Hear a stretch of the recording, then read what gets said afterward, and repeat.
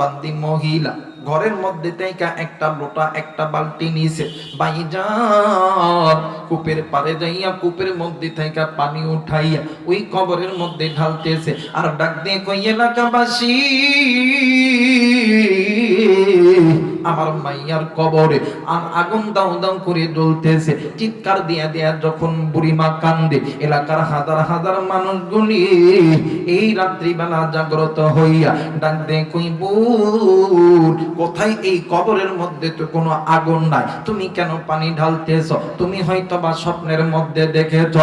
আল্লাহর বান্দি মহিলা ডাক দিয়ে কই, বাইরে জি জি জি আমি স্বপ্ন দেখেছি, কিন্তু ভাই গো আমি মায়ের স্বপ্ন কোনোদিন মিথ্যা হতে পারে না। এইবারে মা ওই রাত্রিবেলা ভিজা কাপড় লইয়া দৌড়াইয়া দৌড়াইয়া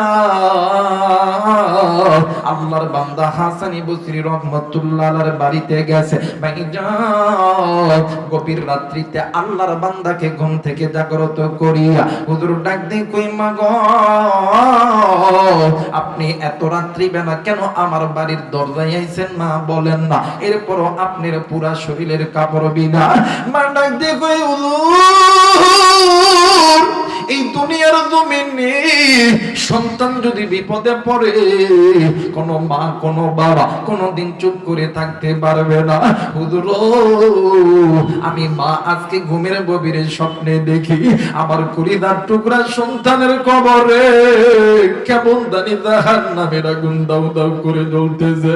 হুজুর আমার সন্তান কেমন জানি আমারে মা মা কইরা ডাকে, আমি জানি না রে বন্ধু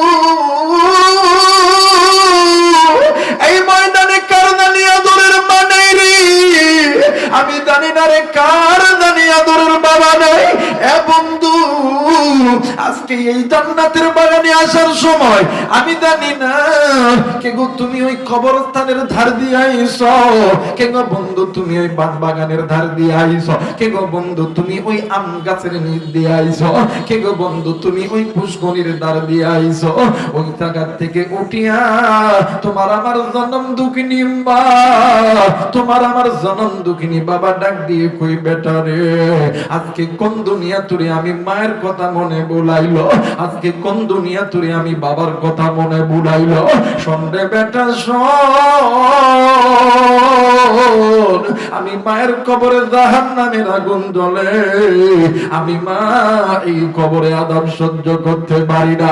কার বান্দানি ডাক দিয়ে কই, আরে বেটা শোন, আমি বাপ তোর জন্য কিনা করি নাই রে বেটা, আমি বাবা না তোর জন্য সুদকে সুদ বলিয়া গণ্য করি নাই, হারামকে হারাম বলিয়া গণ্য করি নাই, আমি বাবা তোর জন্য রিকশা চালাইছি ভ্যান চালাইছি, আমি বাবা তোর জন্য ডাক্তারি করছি মাস্টারি করছি, তোর জন্য আমি বাবা সরকারি চাকরি করছি, আর্মির চাকরি পুলিশের চাকরি, আমি বাবা বিডিআরের চাকরি করেছি। আজকে আমি বাবার কবরে জাহান্নামের আগুন জ্বলে, আজকে তুই সন্তান আরামের বিছানাতে ঘুমাইতাছ। এরে বেটা শোন, কবরে এসে খবর পাইছি মুসাফির আলেমরা আল্লাহর কাছে হাত তুলিয়া যখন দোয়া করবে, আরে বেটা কবরে আইসা খবর পাইছি আলেমদের দোয়া আল্লাহ তাআলা কবুল করবে। এরে বেটা আরামের বিছানা হারাম কর, আমি মায়ের জন্য আমি বাবার জন্য দোয়া কর। আমি জানি না রে কে কোন জায়গা থেকে আমার এই বয়ানখানা শুনতেছ। এ বন্ধু সেই জায়গা থেকে যে এই বয়ানটা শুনতেছ কানে কানে লাগায় নাও, একদিন তুমি আর আমি ছোট্ট ছিলাম রে বন্ধু, তোমার আমার মা তোমার আমারে কোলে নইয়া ফজরের নামাজের ওযু বানাইতে গেছে, ওযু বানাইয়া তোমার আমার মা নামাজে দাঁড়াইবে, ইতিমধ্যে তুমি আর আমি ওয়া ওয়া করে কান্না করছি। ওই দিন মা ফজরের নামাজ আদায় করে নাই, এমন দিন গেছে রে কলিজার টুকরা বাবা জোহরের নামাজ আদায় করার জন্য ওযু বানাইছে, তুমি আর আমি ওই বাবার কোলে উঠিয়া প্রস্রাব করছি পায়খানা করছি। ওই দিন ওই বাবা জোহর পড়ে না আসর পড়ে নাই, এমন সময় গেছে মা আর বাবা তুমি আমি অসুস্থ, তোমার আমার ডায়রিয়া হইছে, তোমার আমার নিউমোনিয়া হইছে, তোমার আমার গায়ে প্রচন্ড জ্বর, জনম দুঃখিনী মা আর বাবা তোমারে আমারে নইয়া যশোর অথবা ঝিনাইদহ অথবা বাদাম খুলনা মেডিকেলে 1 সপ্তাহ 2 সপ্তাহ ভর্তি ছিল। ওই দিন মা নামাজ পড়ে নাই, বাবাও নামাজ পড়ে নাই। উম্মতের আলেম এই জায়গায় আছেন, জিজ্ঞাসা করে দেখবেন, এক ওয়াক্ত নামাজ কাদা করলে 80 হুব্বা জাহান্নামে জ্বলতে হবে। বাবাজি মুহাদ্দিসিন ইকরাম বলেন, এই 80 হুব্বা মানে বাদাম রে আমার 2,88,000 বছর। বাবাজি কবরের একদিন, এই দুনিয়ার 1000 বছর। আমি জানি না রে বন্ধু, ওই কবরে কার মা জানি নামাজ কাদা কইরা গেছে, কার বাবা জানি নামাজ কাদা কইরা গেছে। ওই মায়ের জন্য, বাবার জন্য মুসাফির আলেমদের হাতে হাত রাইখা কে কে দোয়া কইরা বাড়িতে যাবেন, 2 হাত উঁচু করিয়া আমার আল্লাহরে দেখায়া দাও, নারাই তাকবীর, নারাই তাকবীর। আল্লাহ গো তুমি নজর কইরা দেখো, পিতা মাতার নেককার সন্তানগুলো হাত উঠাইছে রে আল্লাহ। ও মালিক, নাফরমান বান্দা বান্দি চলিয়া যাবে, আল্লাহ নেককার সন্তানগুলো যাবে না। আল্লাহ তুমি এই হাতগুলোকে কবুল করিয়া নাও, জোরে জোরে বলেন আমিন। মুসলমান বন্ধুরে, এইবারে মা জননী ডাক দিয়ে কই, হুজুর আপনার কাছে বলতেছি, আমি মা কি পারি সন্তানের কবরে জাহান্নামের আগুন দেখিয়া আমি মা চুপচাপ থাকতে? না হুজুর না, আপনার কাছে বলতে চাই, এই দুনিয়ার জমিনে এমন কোন আমল আছে কিনা যে আমলটা করলে আমার আল্লাহ আমার সন্তানের কবরে আযাব মাফ করে দিবে? আল্লাহর বান্দা হাসান বসরি রহমাতুল্লাহ আলাইহি ডাক দিয়ে কই, মা গো জি জি আছে মা, 2টা আমল আমার কাছে আছে। ডাক দিয়ে কই, মা আপনি কি পারবেন নি ওই 2টা আমল করতে?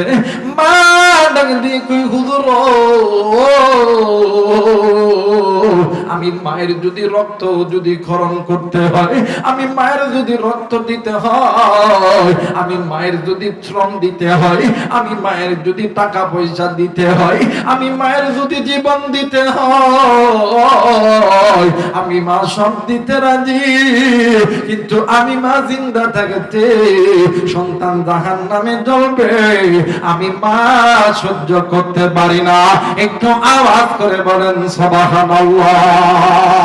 কিন্তু বাবা এই সমাজের ভিতরে মা বাবা সন্তানের জন্য সব করতে পারে, মা বাবা সন্তানের জন্য চুরি করতে পারে, মা বাবা সন্তানের জন্য ডাকাতি করতে পারে, মা বাবা সন্তানের জন্য মানুষের বাড়িতে চাকরানির কাজ করতে পারে, মা বাবা সন্তানের জন্য রিকশা চালাইতে পারে, মা বাবা সন্তানকে doctor, engineer, army, police, BDR বানাইতে লাইগা, সন্তানকে প্রবাসী বানাইতে লাইগা, মা বাবা জমিও বিক্রি করতে পারে, ঘর বাড়িও বিক্রি করতে পারে।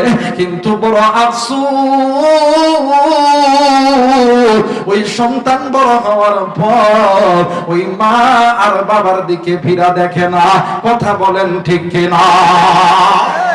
আমার মেয়েরা, আমার বন্ধুগণ, এমনও সন্তান আছে, হায় হায় রে, মানুষের পান শুই না, ওই বাঁকা পথের প্রতীক হইয়া শয়তানের পথ ধরিয়া ওই মা বাবার সঙ্গে নাফরমানি করে। কিন্তু মনে করে রাখবেন, মা বাবার সঙ্গে যে তুমি নাফরমানি করো, এই পথটা হইল জান্নাতের পথ না জাহান্নামের পথ? কথা বলেন, জান্নাতের না জাহান্নামের?